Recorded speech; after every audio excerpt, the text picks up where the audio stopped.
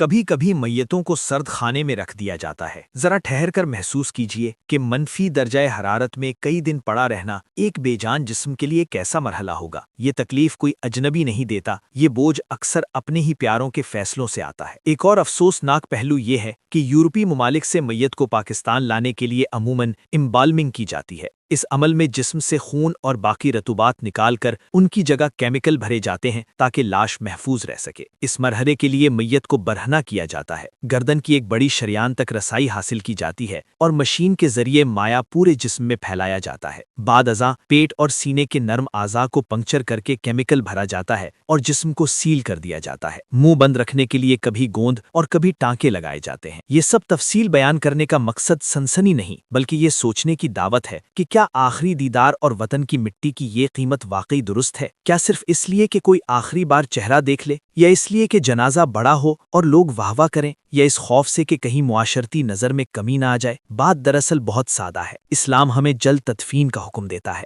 جنازہ اتنی ہی دیر کا ہو جتنی قبر اور کفن دفن کے انتظام میں لگے۔ جو عزیز دور ہوں وہ صبر کریں، چہرہ دیکھنے کے بجائے دعا کریں، صدقہ کریں۔ میت کو مزید تکلیف دینا محبت نہیں، نادانی ہے۔ جس کی موت جہاں لکھی ہے وہیں آنی ہے، اور اگر پردیس میں موت آ جائے تو وہیں دفن ہونا اکثر زیادہ بہتر اور باوقار ہوتا ہے۔ یاد رکھیے، بڑے جنازے صرف دنیا میں وزن رکھتے ہیں، اللہ کے ہاں ترازو مختلف ہے۔ اللہ تعالی ہم سب کا خاتمہ ایمان پر فرمائے اور ہمیں موت کے بعد کی بے حرمتی اور اذیت سے محفوظ رکھے۔ آمین یا رب العالمین۔